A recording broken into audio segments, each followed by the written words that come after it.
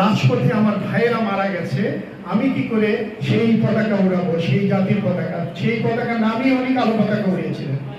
আমার এই বক্তব্যগুলো আমি শুনেছি, আমার পূর্বে যারা আমাকে শুনিয়েছেন। আমার বড় খালা রসনারা বাচ্চু, যাকে সবাই চেনেন, উনি ঢাকা বিশ্ববিদ্যালয়ের ছাত্রী ছিলেন, হোসনে আরা বেগম, উনি ছিলেন বরিশাল আরবান গার্লস স্কুলে।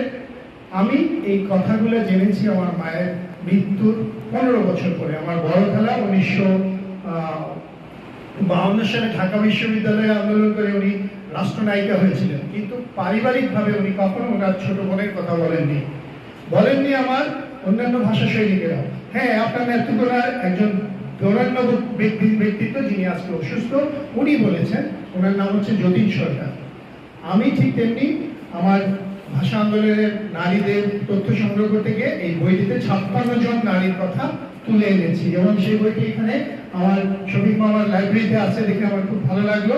আমি আশা করবো আজকে আপনারা যারা এসেছেন সবাই আমার মা সালেহা বেগমের সেই বহিষ্কারাদেশটা এখনো ময়মনসিংহ মুসলিম গার্লস স্কুল কর্তৃপক্ষ বাতিল করেনি। আমি আন্দোলন করছি, আমার এই আন্দোলনে আপনারা সবাই শরীক হবেন।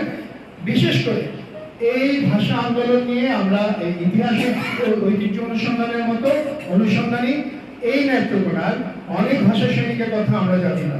একজনের কথা জানি, যার বহিষ্কারাদেশ ফিরিয়ে দেওয়া হয়েছিল, আজিমুদ্দিন স্যারের কথা। আমি ওনাকে চিনি না, ওনার সাথে দেখা হয়নি, কিন্তু ওনার নাম শুনেছি অনেক বেশি।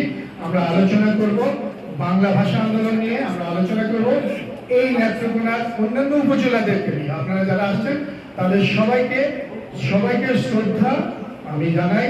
আমি অনুরোধ করবো নেত্রকোনার আরো যে সমস্ত ঐতিহ্য রয়েছে, শুধু হারিয়ে যাওয়া বিলুপ্ত